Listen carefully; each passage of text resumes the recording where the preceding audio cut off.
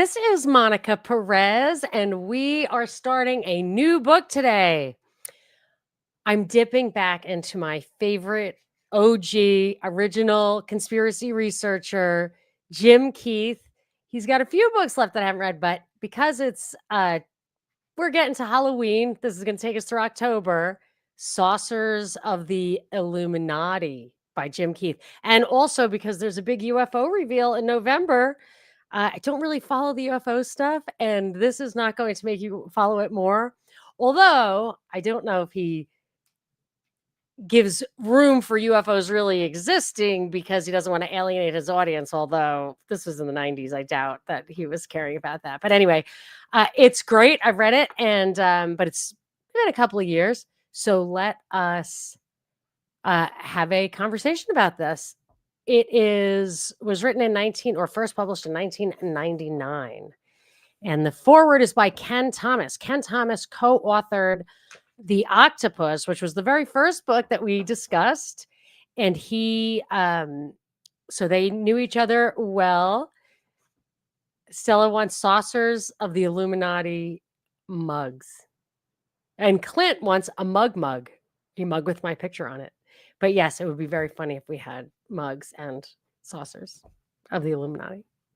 So Ken wrote the foreword probably after Jim died. So let's see what he has to say. It's only 1 or 2 pages. I remember Jim Keith writing this book. At the time, he was also working on an article for the coming issue of Steam Shovel Press. Jim contributed regularly to the magazine and stayed in phone contact for research help and to chat conspiracy. I wonder if I ever track this down. Steam Shovel Press. I'm going to write it down. Maybe we can get some back copies of it. Maybe we can determine once and for all if Jim was on level. I think he was. Okay. He mentioned that he was trying to summarize all of his current thinking in a single themed manuscript. The original Saucers of the Illuminati, in fact, may have been Jim Keith's last contribution to the zine world, Z-I-N-E as in magazine. The original book had an 8x10 format, spiral bound, and resembled more a magazine than a book. Then many people who knew Keith at all knew him primarily through his small circulation fan, in quotes, magazines, although it is hard to conceive of a conspiracy UFO cover-up fan. Dharma Combat being the most well-known, but certainly not the only example. I guess that was a magazine, Dharma Combat. Zines were the happening means of the para-political underground in those pre-internet days, and Keith served as the super celebrity of that scene, broadcasting his charm and humor through self-published photocopied wonders, but also writing letters and doing commentary for similar zines produced by others. Going through my stack of Keith masterworks recently, I discovered Notes from the Hangar #1 from the early 1990s. In it, Keith published the rant of one Jason Bishop III, making declarations about humans working side by side with aliens in Dulce, New Mexico. Today, it has become quite a familiar story, but at the time, it was lore that had yet to reach the pinnacle of its currency in UFO circles. In fact, it was still part of what I see as a barium meal of UFO disinformation perpetrated by Air Force intelligence agents, partly to drive a man named Paul Benowitz insane. In Notes in the Hangar, Jim presented the rant without edit and included several pages of critical response, declaring that he didn't necessarily believe any of it, but he believed in the importance of having it all discussed. In Saucers of the Illuminati, Keith summarized his understanding of that history in a chapter, this is a peeve, a chapter entitled MJ12. It's titled, just so you know. That chapter remains one of the most concise and complete reviews of that important episode in the history of the ufological subculture, but at the same time comprises only a portion of what this book has to say. From there, Saucers expands upon Keith's notions about the arcane and occult forces behind human history. It was a point of view that developed over time, actually redoing saucers in 1998 in actual book form, and now which resonates as a defining echo of the weirdness of the post 9/11 world years after Keith has gone on to his reward. As the book cover attests, as the 21st century approaches, many people suspect that something earth-shattering is about to happen. On the phone back then, with Keith explaining the overarching view he felt he had captured in this new manuscript, I asked him if he thought he could really find a wider audience for the perspective. Wasn't it a bit obscure for the average reader? We both had televisions on in the background as we spoke, both watching CBS News. As Dan Rather segued to the commercial, the newly redesigned CBS logo graphic appeared in the upper left corner of the screen. It was the CBS eye, neatly pressed within a pyramid. As I looked in surprise at how much it looked like the backside of a dollar bill, Keith asked, "What was that you were saying about obscure?" I'm going to read the little thanks here. Thanks to Peter Dale Scott for this concept. It refers to the planted disinformation used by intelligence agents in order to track the blowback in the Benowitz case. This meant various Area 51 stories that emerged as part of the UFO circuit presentations of people like John Lear and Bill Cooper, and had peripheral players such as Super Spook Gordon Novel and JFK researcher Lars Hansen. Okay, so that's the first footnotes, the intro. Second, the first book-length treatment of the topic, the Benowitz Papers, written by one of Keith's compadres, Greg Bishop, author of the Wake Up Down There, an anthology, is now pending publication. I love the footnotes because they tell you what else to read. Keith and I wrote The Octopus Secret Government and the Death of Danny Casolaro, which we all read together, which became a hard-to-find cult classic. Yes, don't you remember the first day we read it? It was like $30, and I said the next time it's going to be high, and then it was like $300. Honestly, I don't know what it is now, but that has happened before. It currently enjoys a new edition with one of 3 new chapters dealing with Jim Keith's unusual death. Among the many strange dimensions of Keith's passing discussed therein was the appearance of Clostridium bacteria in the kind of knee surgery that led to his early death. Keith had noted years ago the presence of Clostridium bacteria in the late 70s cattle mutilations of New Mexico. Clostridium also killed our mutual good friend Ron Bonds, who published the first book edition of Saucers. Ken Thomas is the one who publishes Steam Shovel Press. And if you want to get some, go to P.O. Box 210553, St. Louis, Missouri, 63121. We'll have to track some of those down if they're still available. This was written more than 20 years ago, even the intro. So all right, I will say one of these books, it might be this one, had a few typos in it. So if I stumble, it's 50-50, just me, and 50-50 them. Anyway, so I might go back and correct. All right. All right, this, I think. So there are 2 illustrations. One, the Great Seal of the United States of America, featuring what some believe to be the symbol of the Illuminati. And then a picture of Adam Weishaupt, founder of the Bavarian Illuminati. Let's see if we can show this to the video or whatever. There you go. Okay, introduction. This is an intro probably by Jim. Let's see. In 1993, a minuscule 200-copy photocopied researcher's edition of my book, Saucers of the Illuminati, was rushed into print. Upon my urging, by Illuminati Press. My purpose for authorizing this informal edition was to get into print certain interesting connections that I had made between occult philosophy, the lore of UFOs, and the totalitarian New World Order. Ideas that I had discussed at length with other researchers and that were already twinkling into being in a firmament of articles by some of those worthies. I was a little paranoid is not the word I seek. Concerned that by the time a proper paperback edition of Saucers was ushered into being, that I might be accused of plagiarizing myself.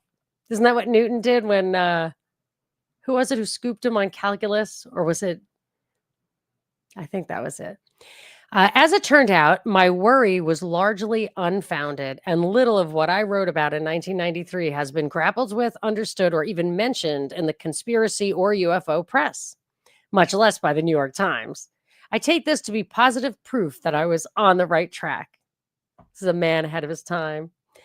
Actually, my sense is that the ideas in saucers tend to jump disciplines from political conspiracy to UFOs to the occult in an attempt to synthesize the information in each. The researchers in those varied disciplines almost never have any truck with, and so are confounded by, their adjoining truck stops in arcane research. The left-hand path doesn't know what the vast right-wing conspiracy is doing, you might say. But these topics are, at the deepest levels, intertwined and clarify the notions of the others. I think this is going to be good. Another matter. When I first read it, I was kind of disappointed because it didn't go one way or the other. I wanted him to prove to me there were UFOs or prove to me there weren't, but it is a tangled web. All right, another matter. The ideas in Saucers of the Illuminati are dangerous, not to mention extremely weird, and stray very close to things you are not supposed to think, in capital letters. In fact, in current polite, read mind-controlled society, you are not even supposed to think that there are things that you are not supposed to think. Do you follow? He asks. Yes, I follow. Since the lightning appearance and disappearance of the researchers' edition of Saucers in 1993, copies have been completely unavailable, aside from a pirate edition that was rumored to have been put into print. That unavailability created a few misunderstandings about the book. Some speculated in print and on the internet that the book was too incendiary, too politically incorrect, and that it went so quickly out of print because it was suppressed by the CIA or the Men in Black or some such. Those things have been known to happen in the annals of conspiracy research, of course, but not in this case. Simply, when I might have been expanding the text of Saucers to a length more appropriate for a paperback, I was doing lots of other things, writing 9 other books, chasing the wolf of velvet fortune, things like that. But I finally got around to the revision in 1998. Now, here is the bells and whistles version of Saucers, with a lot of material not included in the book's original incarnation. Since the first appearance of the book, a great deal in the text has been clarified, and the revised work reflects new theories, new understandings obtained, and an arsenal of new smoking guns. Also included in this edition is the text of, quote, UFOs at the Edge of Reality, a lecture delivered in Atlanta, Georgia in 1995. I admit it, Saucers of the Illuminati is my strangest and most controversial work. That fact has been underlined by the largely uncomprehending and sometimes hostile reviews given to the first edition. The book may also be the most true that I have written. I thought they were all true. I think the others have a lot of speculation and inference because they have to. You're not getting the Danny Casolaro stuff in writing. Okay, hold on to your brains. Maybe the world is ready for this stuff now. All right, Jim. I wish you lived long enough to see how well it was received, but he died right after this. All right. Chapter 1, a process of decoding.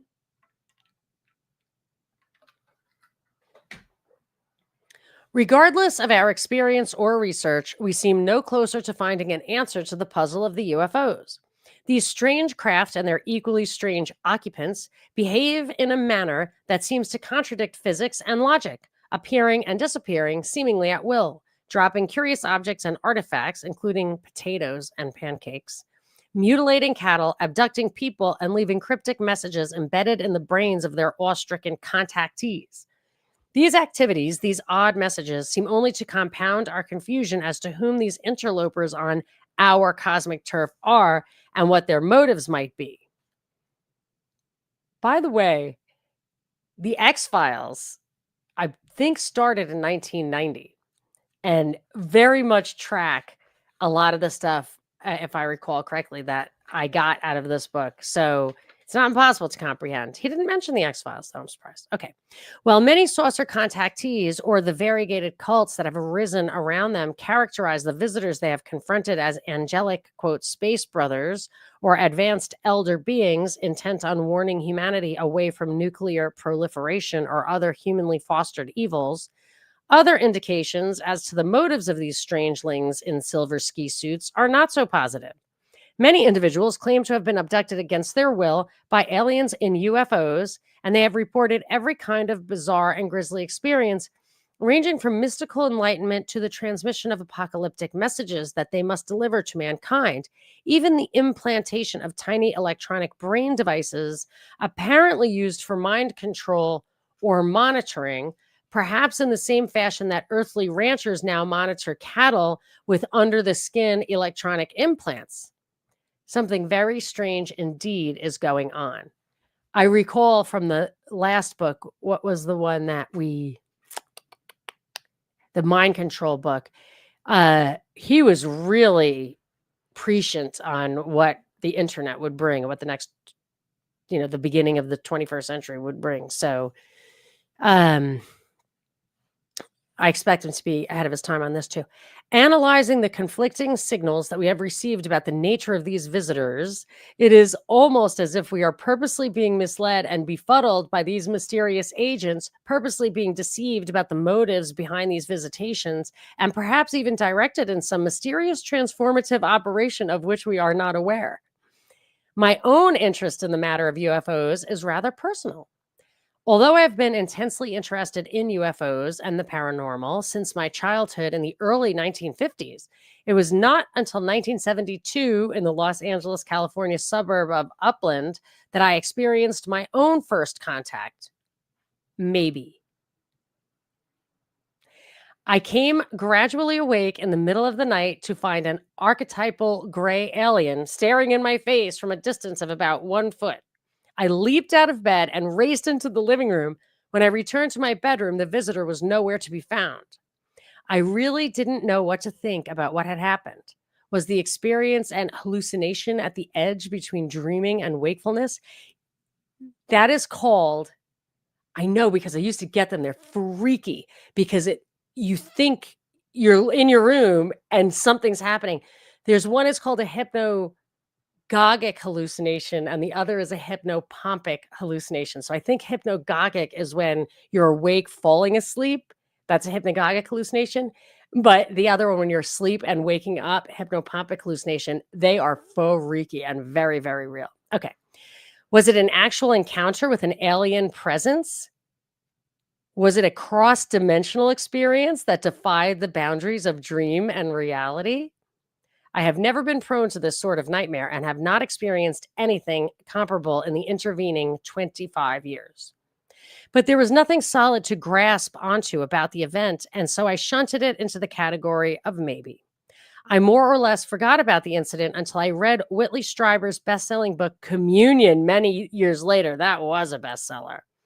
And one of the accounts in that book tipped the scale toward categorizing the event as being reality rather than as a nightmare. In Stryber's book, it was noted, coinciding with unnerving accuracy with my own apparent encounter, that the color and skin texture of the alien skin was not gray, but rather a deep blue gray, and that it had the shiny, almost wet-seeming texture of plasticine. Here was a coherence with another's alien experience that challenged, fractured, really, coincidence. So while I am perfectly aware of the fact that the US military and others have experimented since at least the early 1950s with aerial craft that fit the description of UFOs, while I also know that the UFO experience has been hoaxed, including by American intelligence agencies and by UFO buffs, and that UFOs and abduction experiences may sometimes be a ruse to conceal mind control operations as described in a number of my books, I also leave the latch string out for other more, quote, alien interpretations of at least a percentage of UFO events. So hoaxed by intelligence agencies and UFO buffs, a ruse to conceal mind control operations, and also to disguise military weapons experiments and stuff. Yeah, I could see all of those excuses, reasons for that.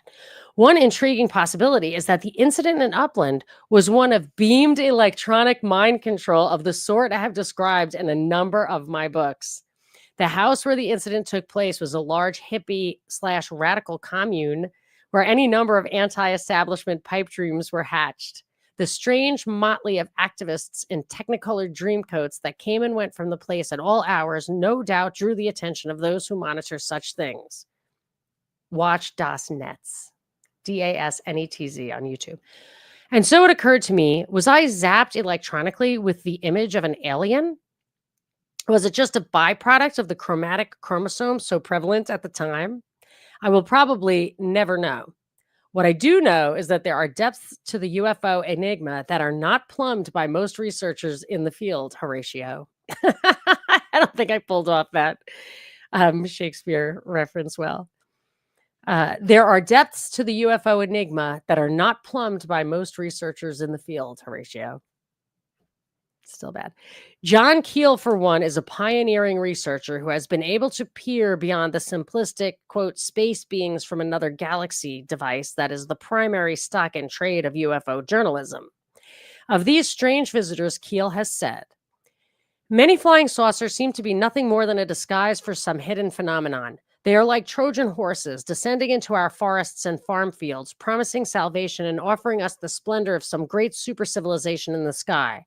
While the statuesque long-haired Venusians have been chatting benignly with isolated traveling salesmen and farm wives, a multitude of shimmering lights and metallic discs have been silently busying themselves in the forests of Canada, the outback country of Australia, and the swamps of Michigan. Other researchers have proclaimed that the motives of the visitors may not be altogether benign. It was the famous UFO researcher Jacques Vallée, is it Vallée? Who coined the term messengers of deception.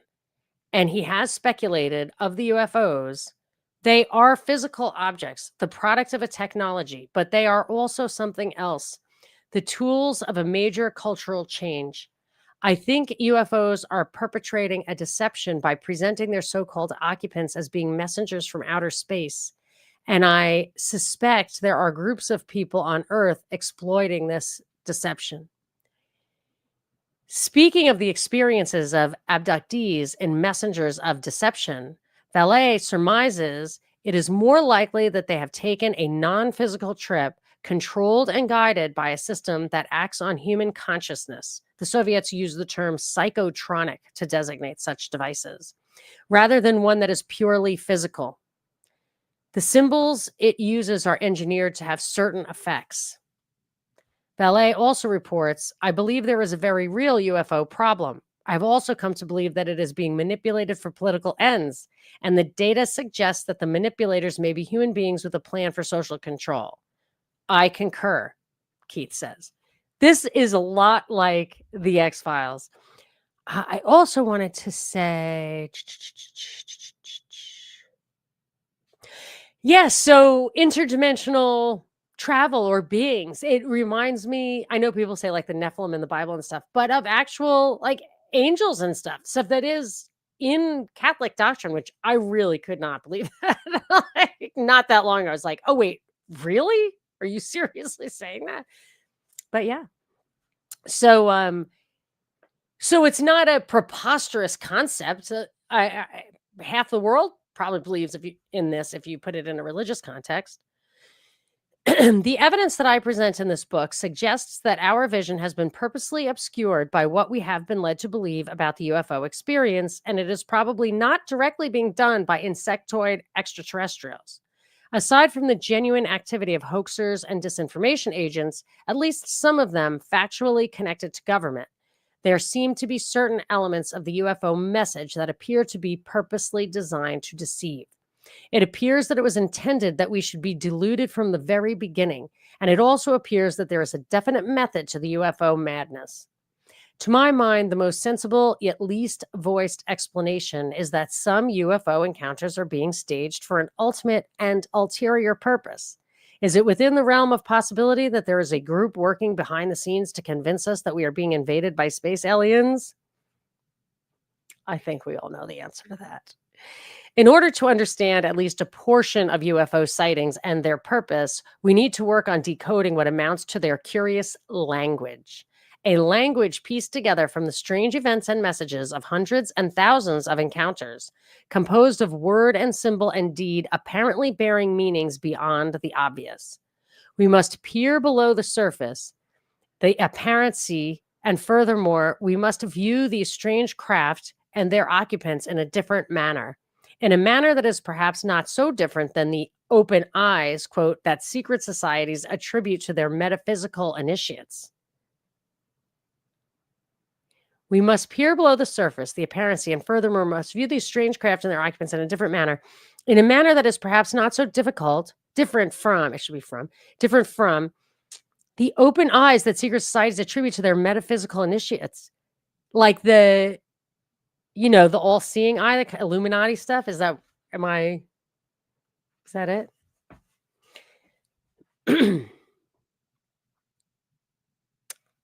Chapter 2, the human factor. If you were to assimilate the information contained in a large quantity of current books, motion pictures, and television presentations on the subject of UFOs and UFO abductions, I believe that you would be likely, by weight of the evidence presented, to come to one of three conclusions. That A, we are being invaded by aliens from outer space.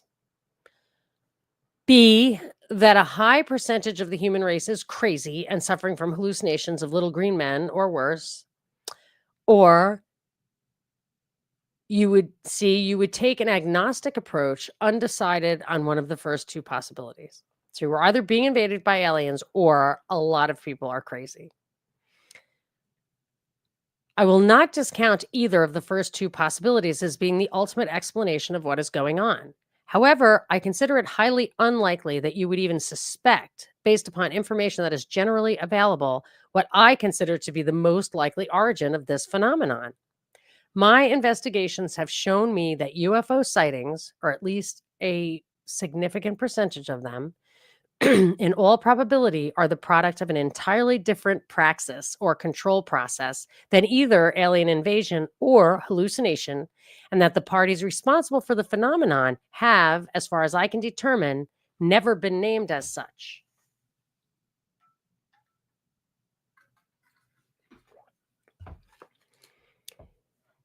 In preparation for the reality shift that I intend this book to entail, I would like to cite a few instances of UFO abductions that do not entirely fit into the media template as to what these encounters are like.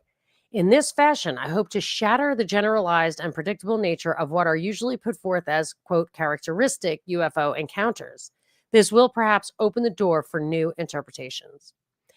Bruce Smith probably still regrets having chosen to attend a lecture by Bud Hopkins, reputed expert on alien abduction, who oddly never entertains the human quotient in his writings, in New Jersey in 1991.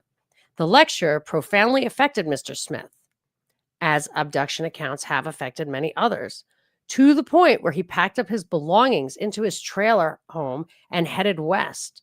Perhaps Smith felt that New Jersey did not have the requisite privacy that encounters with UFOnauts usually require. Camping in Tusauk, New Mexico, Smith woke up in the middle of the night, sensing that he was being visited by someone. Suddenly, his ankles were grabbed by a pair of hands, and while woozily drifting in and out of consciousness, he saw a hazy creature looming in front of him. And, oddly enough, wearing glasses and a white button-down shirt, the kind his father had worn, according to Smith. So far, so bad. Smith was dragged away from his tent and campsite, but still semi-conscious and able to partially grasp what was going on. He was able to see that it wasn't toward the expected glowing saucer craft that he was being carried. Smith maintains that he was manhandled into a large dark blue van with markings identifying it as belonging to the U.S. Navy.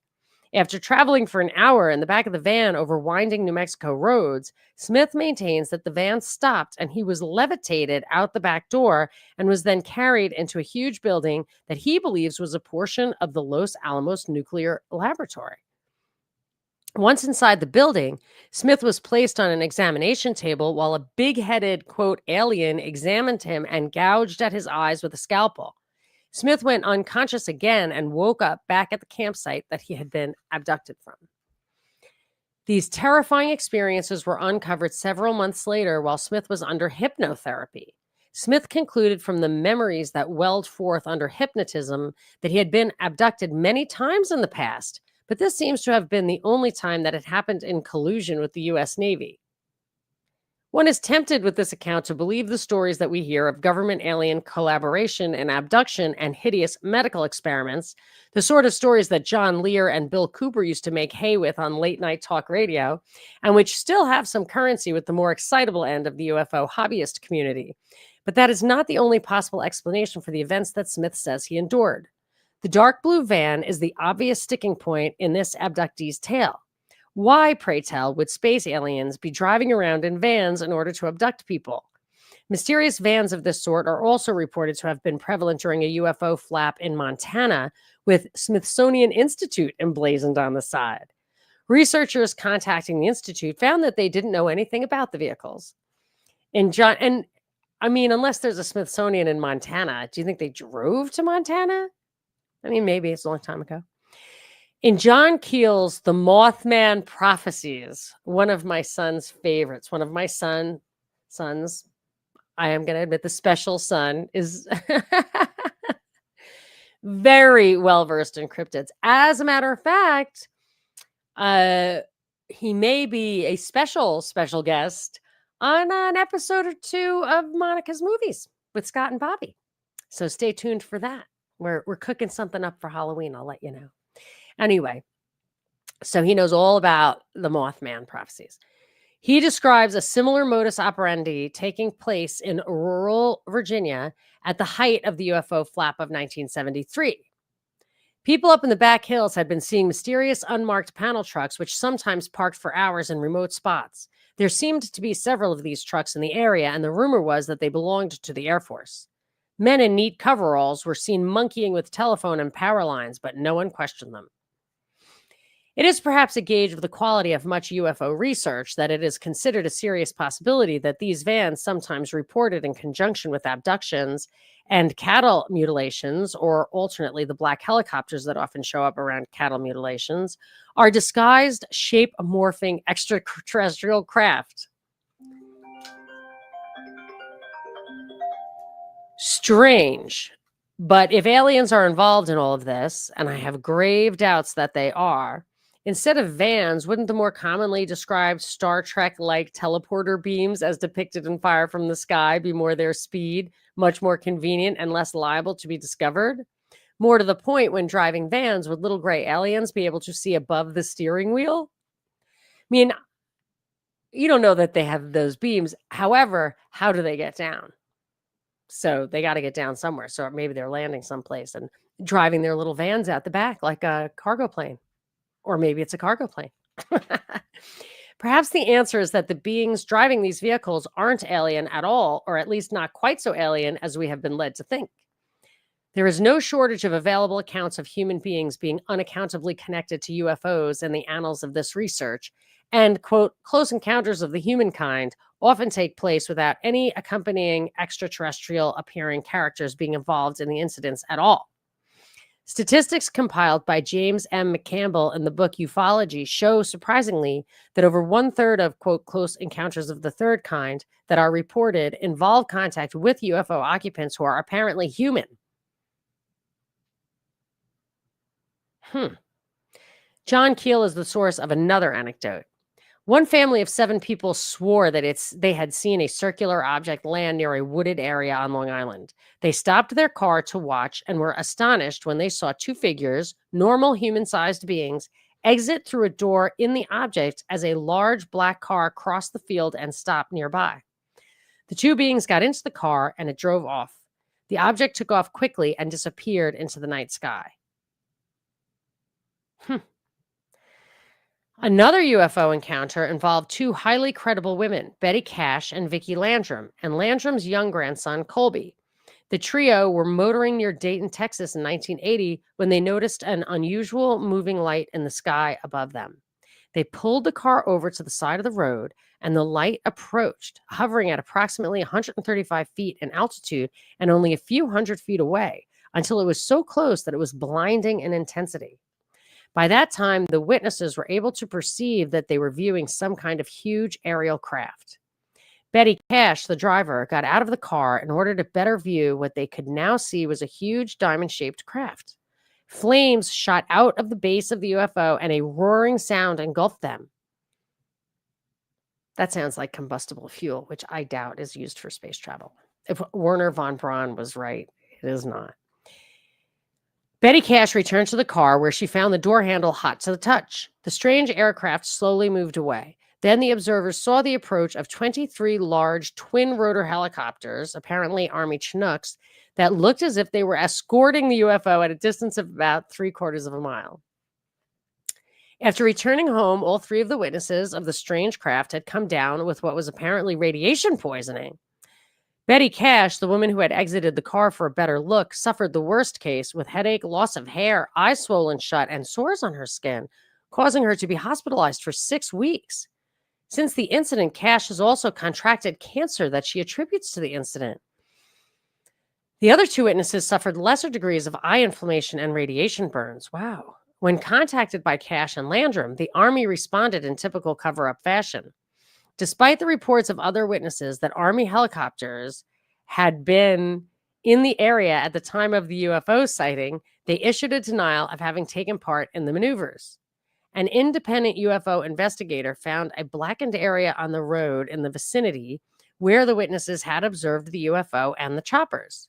Within a few days, an unidentified road crew hurried to the location, dug up the portion of the road, and replaced it.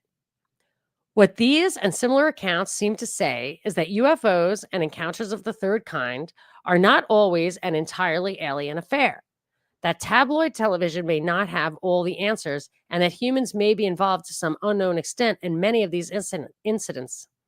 Perhaps in some unknown plan of directed transformation that they are trying to implement. Few, very few, contemporary researchers have made this connection. Most of them instead opting for the more easily graspable notion that the UFOnauts are visitors from nearby star systems. There, leave it at that, they seem to say. What else could they be? There are exceptions in the research community, however. Some prominent investigators, such as Jacques Vallée, Martin Cannon, Alex Constantine, and John Judge, seem to have entirely abandoned the idea that UFOs are extraterrestrial phenomena. Excuse me, although any alternate hypotheses are rarely hinted at in the mass media. Bogeyman grays from outer space make better press, it seems, and there are other reasons. For the general public, I suspect the possibility that UFOs are controlled in some fashion by humans for some conspiratorial purpose is unthinkable. Why? The answer is simple. The public is the victim of a massive propaganda assault where you would be least likely to expect one. There is an almost total media blackout about the possibility that UFOs are anything other than extraterrestrial phenomena. I mean, nowadays you do hear that it could be like a Chinese super weapon or something, but they would say that either way.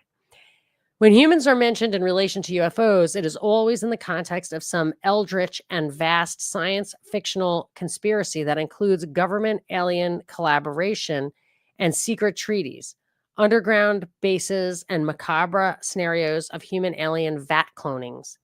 The monolith of this unlikely scenario is sustained upon a foundation of no hard evidence whatsoever. Odd, since it apparently involves hundreds of thousands of human participants scuttling in the dark underbelly of terrestrial politics and selling out the human race for a place in the sun after the coming alien takeover of Earth. An additional filter on the truth is that the whole subject... Is he saying he believes that? No, he's saying that there's no evidence of that conspiracy. He's a conspiracy researcher. He gets evidence, and I respect him for it, because he'll, like in the MK Ultra book, in the first half, before they started really covering it up, they documented what they did, and he provided all the documents. And then in the second half, he they started burying it. So he had to infer a lot, but he made it clear when he was doing which. Okay. An additional filter on the truth is that the whole subject of the existence of secret conspiratorial groups manipulating politics from behind the scenes is treated as a big joke by the media and as the province of crackpots, as can be readily deduced from the treatment accorded to Oliver Stone's motion picture JFK. 6 months prior to the release of the film, there was a huge media campaign to discredit the production, along with the whole notion of a conspiracy being involved in the John F. Kennedy assassination.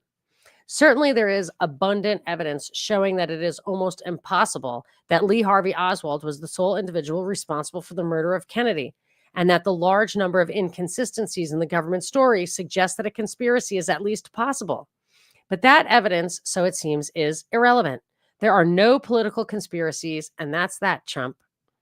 Likewise, against the preponderance of evidence, almost the entirety of UFO literature, including motion pictures and television, assumes that the solution to the enigma of the saucers is, in a sense, already known to us. It is taken for granted that we already know that extraterrestrials from other planets pilot these super science craft. Perhaps, after all, it serves someone's purpose for the public to believe this way. Perhaps it assists the transformation I've spoken of, a transformation that is taking place all around us.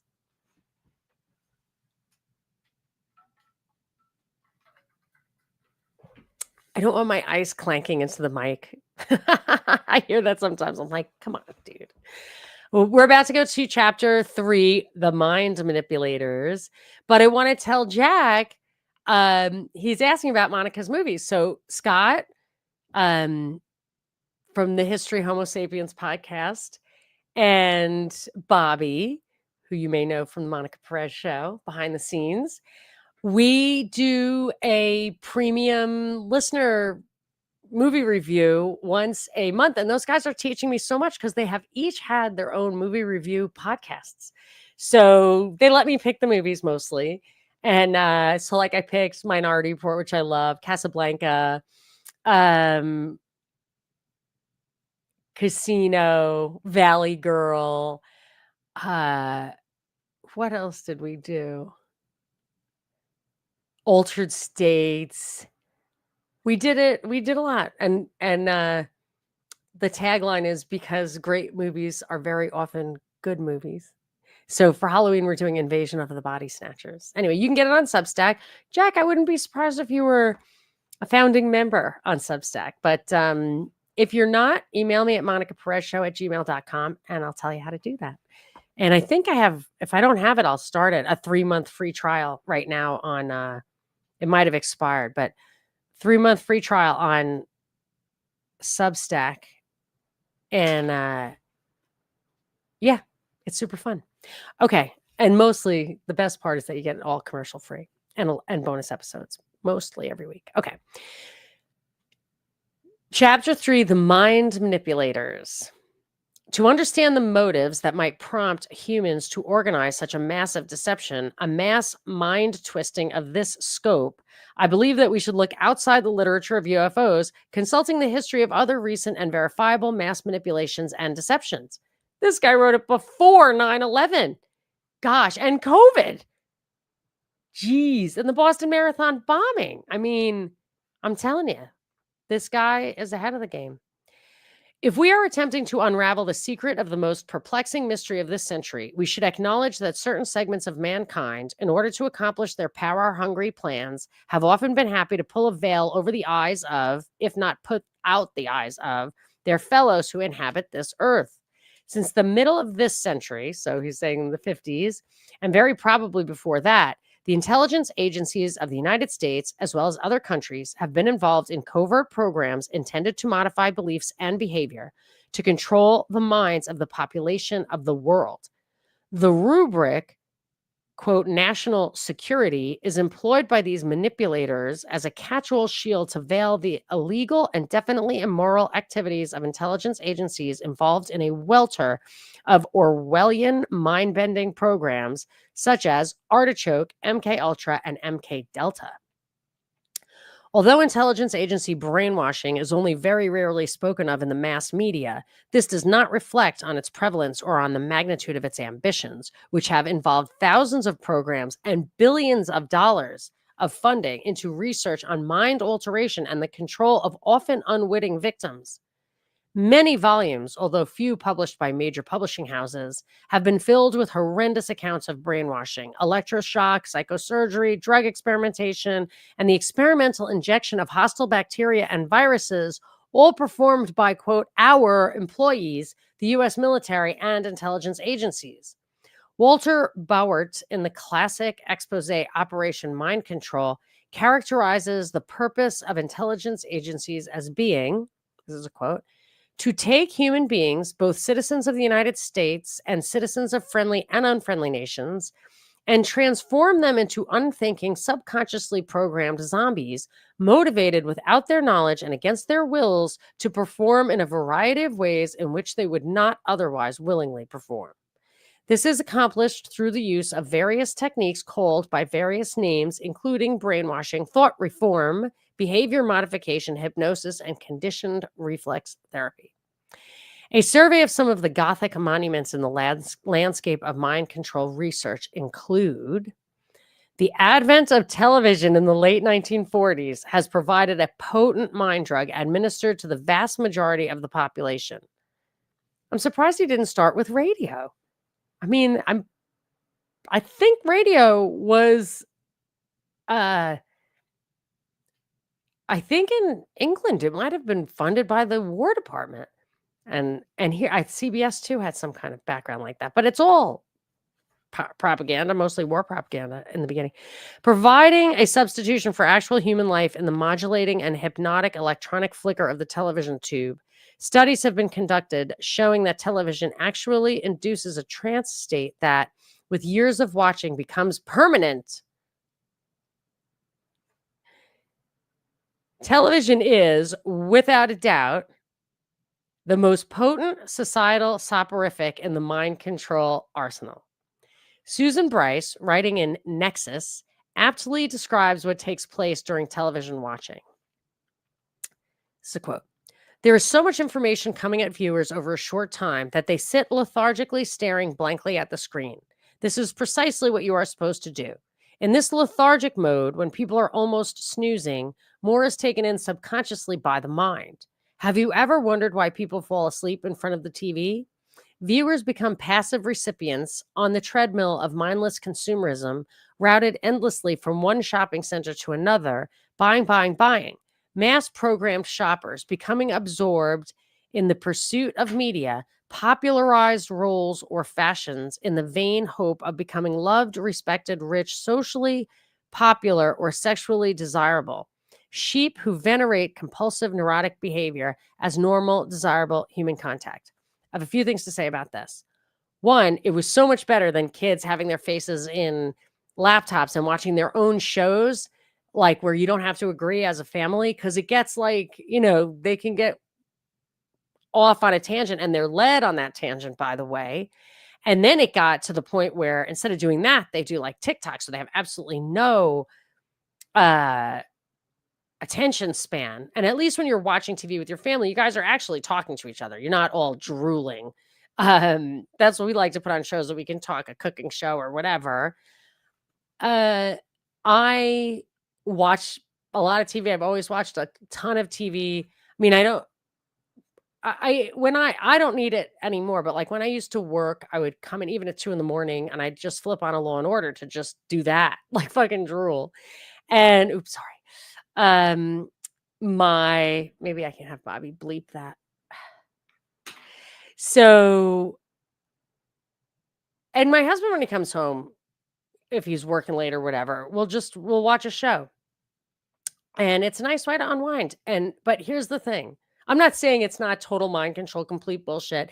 There's nothing but propaganda. It's absolutely like I ruin absolutely everything. I have to find something that is like deliberately dumb so that there's none of that. Or a lot of times it'll be sci-fi or whatever, which is tons of propaganda, but I like it because it's escapist. But I did notice we still have ads, which is amazing. I cannot believe. And we have subscriptions to things. We still have ads. And I realized if they did not have advertising, if everyone just paid for their entertainment subscriptions, the consumer culture might actually collapse. Like, this is how people are informed of what to buy and how to keep buying and what's out there. And a lot of times I appreciate it because it's stuff that I appreciate, that I want. But the fashion thing is a vicious circle because my older brothers and sisters who grew up in Brooklyn didn't have a lot of money. Their fashions were a result of what they were doing. Like I probably told you about my brother. He used to they would wear cuff jeans. Well, he was younger than this, but like prior to that, the fashion lingered. But I think originally, like in the 50s, they would wear cuff jeans and have their cigarettes in their t-shirt sleeves, both because of motorcycles. Motorcycles came up around that time and they had chains which were full of grease. So you had to roll your pants up and you can't sit on your cigarettes. You had to put them in your sleeve. It was very cool fashion. And maybe even putting the grease in your hair was to keep it from blowing around. And if you dressed like that, you probably looked like you had a motorcycle somewhere, which was super, super cool. Very, very badass, actually. My father said it was like borderline. They just assumed you were a criminal. And because he had an Indian and then a Harley that was older than I was for sure. But so fashion emerged from culture. And I mean, not that motorcycles maybe were pushed on. I don't think so, though. They were discouraged. You would get stopped by a cop if you're just on a motorcycle. So, but now it's mass produced and it's disseminated widely, exclusively, I would say, through media, exclusively. So there's a lot bad. However, I think of television like fluoride. I've always had fluoride in the water.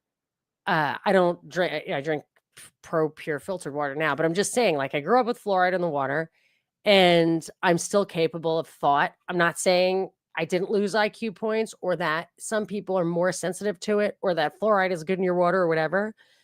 But this stuff is bad.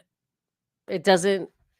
Sometimes you just gotta flip on the boob tube. I don't know. I don't know. Have your cocktails, watch a little TV. But I totally understand that it's bad news. And I mean, you can see patents of like how they use it to control your mind and everything. I get it. Just try to stay sharp. Anyway, Madness Network News chronicles that between 1953 and 1967, the CIA paid Ewan Cameron over $18,000 to test LSD, Thorazine, and sensory deprivation on mental patients. Dr. Carl Pfeiffer was paid $25,000 a year by the CIA to drug prisoners with LSD. Dr. Harris Isbell drugged prisoners with LSD for 11 years under CIA auspices. Dr. Louis Jolyon West of UCLA, Dr. Sidney Mallett, Dr. James Cattell, Dr. Amedeo Marazzi, Dr. Paul Hoke, and many other psychiatrists were also on the CIA payroll. Robert Heath at Tulane University in 1955 was employed by the U.S. Army to combine the administering of LSD with implanted brain electrodes on psychiatric victims. Between 1952 and 1957, Dr. Paul Hoke, I think it's Hoke, H-O-C-H, at the New York Psychiatric Institute was funded to the tune of $200,000 by the Army to research mind control by drugging on humans. Yeah. Without their consent, really sickos. 1956 saw the CIA authorizing the use of bulbacapnine and other drugs on state penitentiary inmates. Bulbacapnine was deemed to be especially useful in inducing catatonic states in which brainwashing and implanting of information or commands could be performed.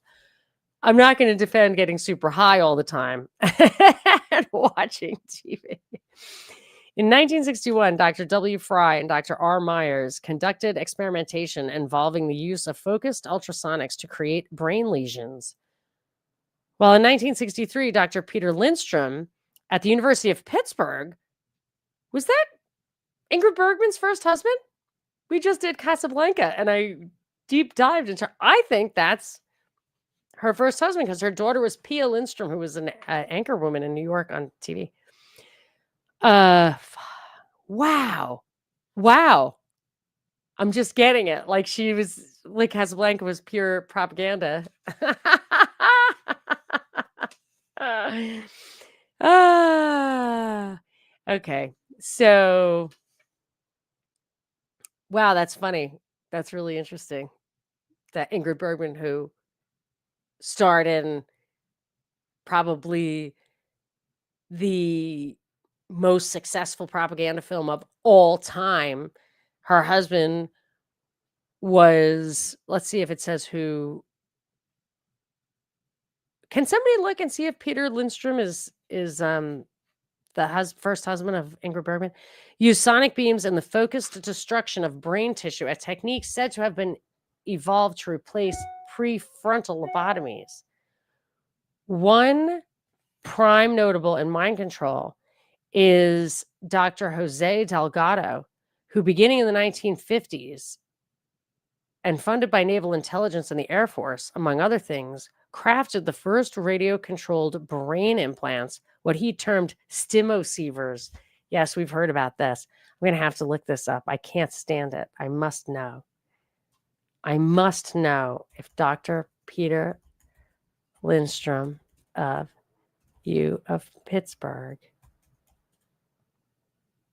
Swedish-American neurosurgeon known for being the first husband of actress Ingrid Bergman. Let's make sure. Yada yada. University of Pittsburgh. Well, I'll be. I wonder when he was at the University of Pittsburgh, because she was in that movie. It was the early 40s. Well, we don't need to worry about that too much. So Frightening Me says Delgado, who we're talking about now, is where we got tinfoil hats from. Yes, Peter Lindstrom. Thank you, Cat Duckness. So yeah, the stimocievers, we remember that from the MK Ultra book, I think. It is already possible. This is from Delgado. He was describing the early crude stimocievers in this paragraph, so buckle up. This is from the 50s. It is already possible to induce a large variety of responses, from motor effects to emotional reactions and intellectual manifestations, by direct electrical stimulation of the brain. Also, several investigators have learned to identify patterns of electrical activity, which a computer could also recognize, localized in specific areas of the brain and related to determined phenomena such as perception of smells or visual perception of edges and movements. We are advancing rapidly in the pattern recognition of electrical correlates of behavior, and in the methodology for two-way radio communication between brains and computers. Oh, I think they can do that. The individual is defenseless against direct manipulation of the brain because he is deprived of his most intimate mechanisms of biological reactivity. In experiments, electrical stimulation of appropriate intensity always prevailed over free will. That's so sad. And for example, flexion of the hand evoked by stimulation of the motor cortex cannot be voluntarily avoided. You cannot not do it. Destruction of the frontal lobes produced changes in effectiveness which are beyond any personal control. Damn. And if they can do that remotely and mass, because that's the thing about the MK Ultra stuff. They act like, oh, there were mind-controlled people. But I think Jim Keith's point, and others have said, it was for mass control. Oh, yeah, because he named the book that. It's mass control. So, all right. Maybe watch less TV. I don't know. It's not, I don't think it's TV at this point. I do think it's the other stuff to the way worse. Delgado's stated purpose in the invention of the stimoceiver was the master control of human behavior. That's a quote. Although after a popular treatment of the subject in his book, Physical Control of the Mind, was released, research into the area of direct electrical stimulation of the brain was rarely referred to again. In the mid-1970s, Dr. Louis Jolyon West, director of the Neuropsychiatric Institute at UCLA, suggested a centralized, quote, violence reduction center to be created at an abandoned missile base in California, a concept that was greeted with approval by then Governor Ronald Reagan. West reported in a secret memo that one purpose of the center would be the implementation of brain surgery techniques. Now, by implanting tiny electrodes deep within the brain, it is even possible to record bioelectrical changes in the brain of freely moving subjects through the use of remote monitoring techniques. Data, that is data. And then they can say, oh, if they have enough data points, they can say that's the thing that happens when you smell a daisy. And then you're smelling daisies. Well, is that the guy who did it? Oh, it must be because he's got a daisy on his lapel. There you go. At the same time that the military and intelligence agencies were drugging and planting. Oh, I had to say this. Stella says Lindstrom was also a dentist. They can really mess with you through your teeth. And the great Liam, I think it's Chef, Scheff, who wrote Official Stories.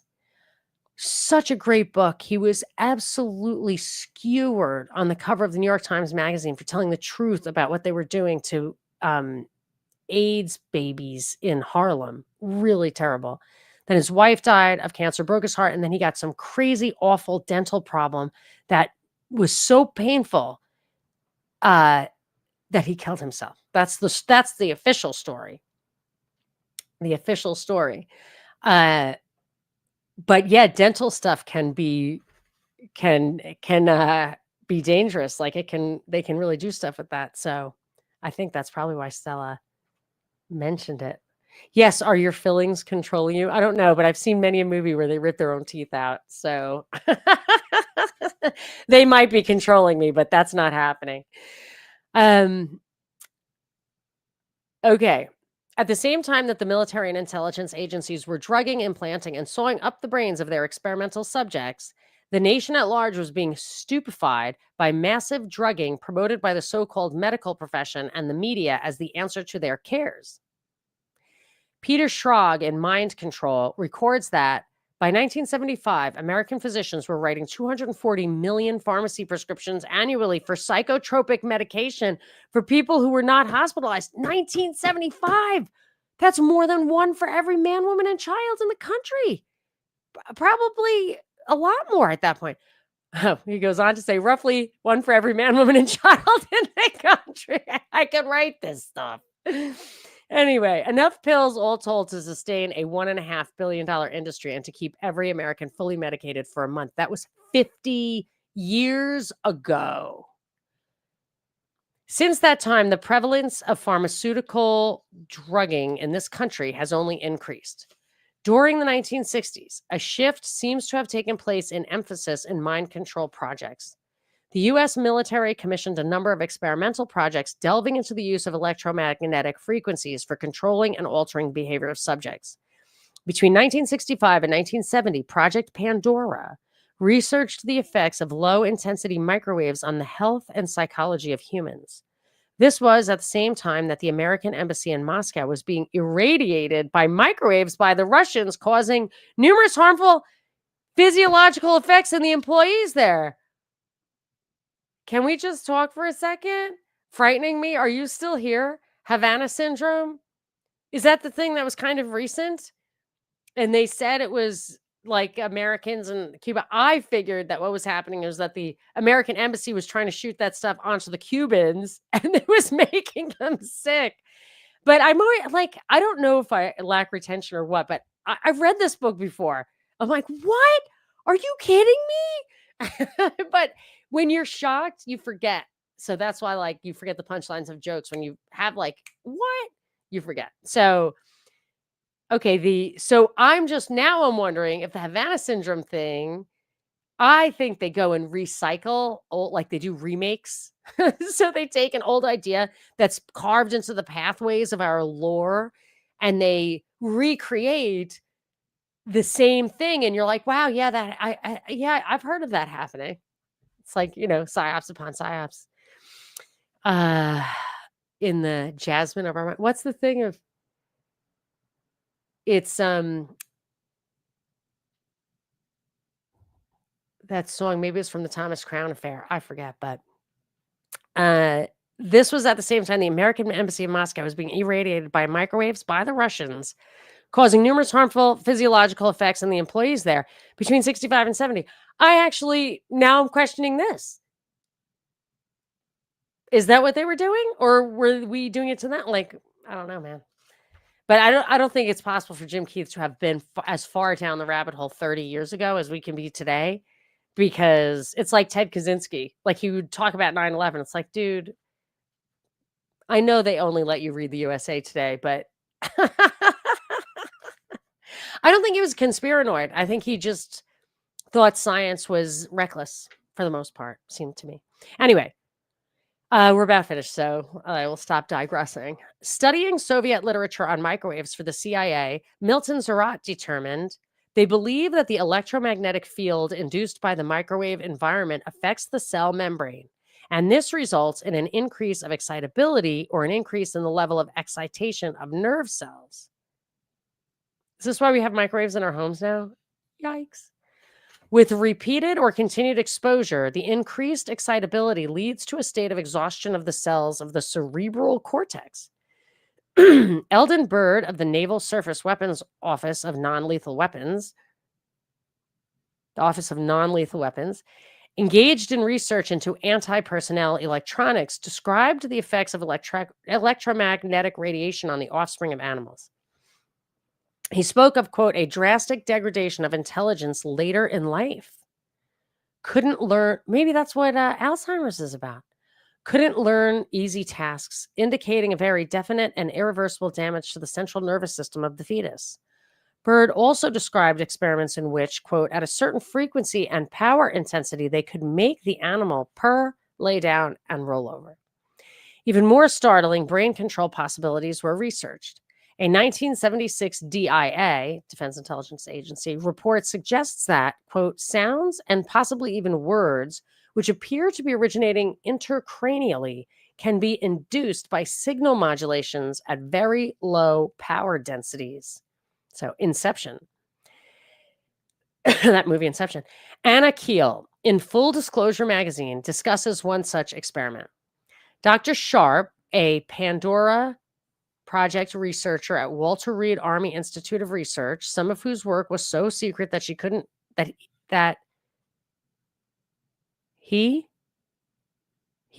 his boss. It says couldn't tell his boss. He couldn't tell his boss, conducted an experiment in which the human brain has received a message carried to it by microwave transmission.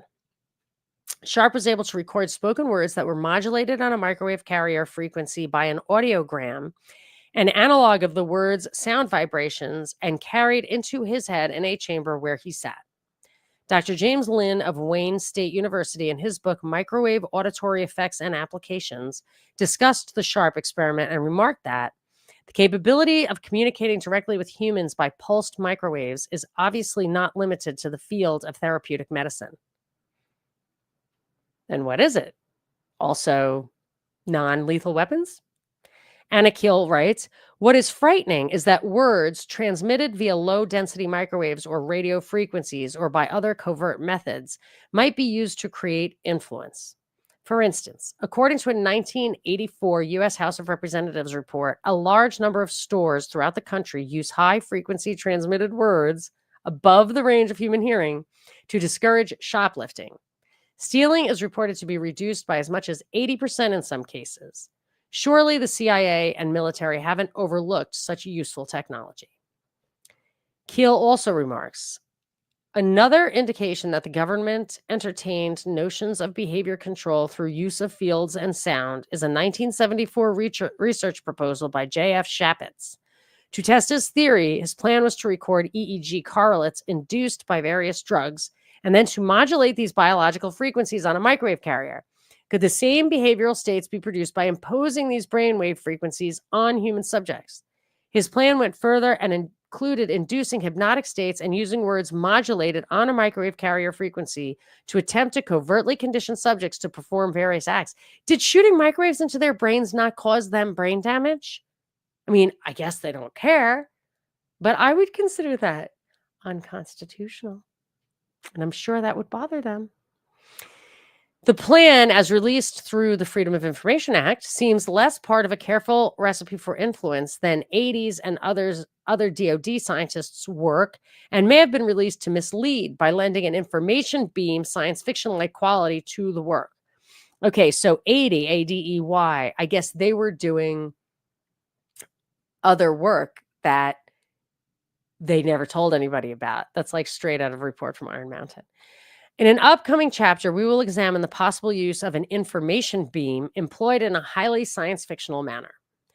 A 1993 issue of the Tactical Technology newsletter reported on the then current state of Soviet mind control technology, 1993. While visiting Russia in November 1991, Morris, and then it says who she is, Janet Morris, research director of the U.S. Global Strategy Council, a think tank located in Washington, D.C., CFR, founded by Ray Klein, previously a deputy director of the CIA, and other members of a team sent to investigate Russian technologies for commercial development were invited to a demonstration of mind control technology. A volunteer from the U.S. team sat down in front of a computer screen as innocuous words flashed across the screen. The volunteer was only required to tell which words he liked and which words he disliked. At the end of the demonstration, the Russian staff started revealing the sensitive innermost thoughts of the volunteer, none of which had been previously discussed. The recorded message was mixed with what appeared to be white noise or static, so when played back, it became indecipherable. Since there were no more volunteers in the U.S. group, the Russians volunteered to go upstairs and let the Americans choose a mental patient for demonstration. The Americans declined the offer. Well, that's very nice, but it's probably only because there were witnesses. The Russians told Morris of a demonstration in which a group of workers were outside the hospital working on the grounds. The staff sent an acoustic psychocorrection message via their machine to the workers, telling them to put down their tools, knock on the door of the hospital, and ask if there was anything else they could do. The workers did exactly that, the Russians said. The Russians admitted to using this technology for special operations team selection and performance enhancement and to aid their Olympic athletes and an Antarctic exploration team. I immediately thought parents are going to want this. People who have handicapped children or mental patients, they're going to want this. Unlike lie detectors, this machine can determine when the truth is spoken, according to Morris. Being an infrasound, very low frequency type transmission, the acoustic psychocorrection message is transmitted via bone conduction. This means that earplugs will not restrict the message. An entire body protection system would be required to stop reception. The message, according to the Russians, bypasses the conscious level and is acted upon almost immediately. They also say that the messages are acted upon with exposure times of under 1 minute. Morris envisions this technology will be miniaturized into a handheld device. Presently, the International Healthline Corporation of Richmond, Virginia, is planning to bring a Russian team of specialists to the U.S. in the near future to further demonstrate this capability. Trilateral Commission Kingpin Zbigniew Brzezinski, it totally sounded CFR, has nicely summed up the mindset of the brain tinkers in these government-sponsored programs, in between gloating over the wonders of the coming New World Order in his book, Between Two Ages, America's Role in the Technotronic Era. I'm sure that's expensive now, too. In the technocratic society that Brzezinski sees as the new order of society coming into ascendance after Marxism. Oh, is that why they say late capitalism? Because then it's supposed to give way to like socialism or communism, but really it's going to give way to technocracy. The trend would seem to be towards the aggregation. Hold on. The trend would seem to be towards the aggregation of the individual support of millions of uncoordinated citizens, easily within the reach of magnetic and attractive personalities, effectively exploiting the latest communication techniques to manipulate emotions and control reason. Could Zbig have been any more straightforward in talking about mind control? We do know that authoritarian and often covert control of society continues unabated. The techniques become more finely honed as experimental subjects are utilized by the thousands and then discarded. Yes, the populace has been drugged, shocked, irradiated, made ill, manipulated, and even killed in the efforts of the military and intelligence agencies and their psychiatric dupes to devise the most effective and invisible manacles for the containment of members of, quote, our democracy. This guy is ahead of his time. But yes, so I think of a lot of these things as psych experiments. Like COVID was definitely a psych experiment. But imagine the kind um, of of very refined data they could have gotten from all the sub experiments, every town, every country, every city, even the ones who rebelled, who didn't do it in Africa. They can tell they really got data about that. And perhaps something else is going, maybe they couldn't do it because they did that AIDS and Ebola stuff in Africa. And they're just like, yeah, whatever. We've been fooled before. Or maybe now they know what doesn't work on Africans and start again. I mean, but so much data on stimulus and response in the context of mind control that they got. And but also the other things, Boston Marathon bombing, 9/11, all of them have that element to it as well. People jumping out of buildings. I mean, people walking in the street during COVID, that was not an unintended consequence. And it seemed to me like, wow, that's weird. I wonder if they realized. Yes, they did. Is there any suggestion that this sort of mind programming might have been expanded to incorporate UFO incidents and the public's belief in UFOs to assist in their bamboozling? Whatever the answer, I believe that there is little doubt that such UFO incidents could be simulated in this fashion. What additional capabilities than those described above, and the perhaps added usage of hallucinogens and hypnosis, along with various extraterrestrial stage props, would be required in order to convince an abductee that he had been waylaid by a flying saucer rather than a dark blue van?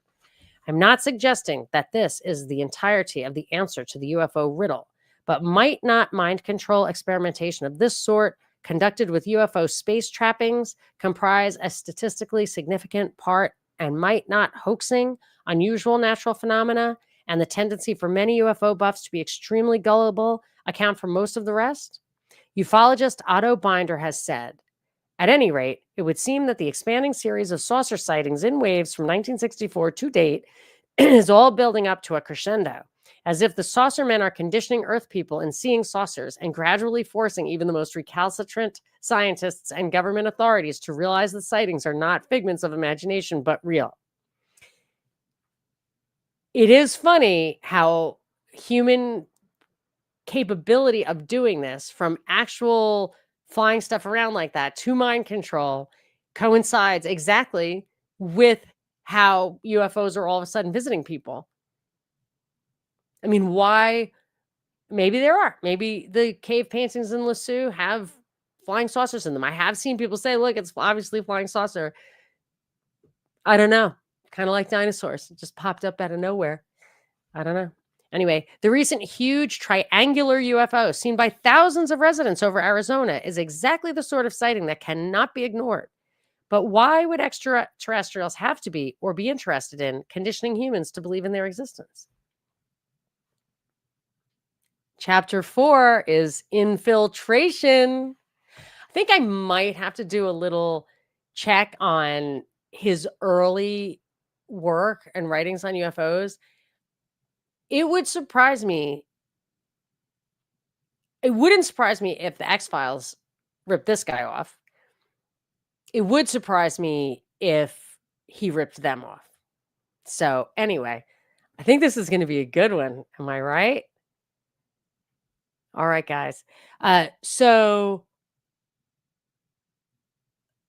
until next time, and if you want some of these, I still do, like, even though I'm knee deep in rubble and such in my back here, because we're finishing our original project, which was a little back house in a pool. So I'm still doing like 3 shows a week. So one of them is often one of these premium shows. So if you want commercial free and you want a little extra content, it would be great, because during this time I am not even breaking even.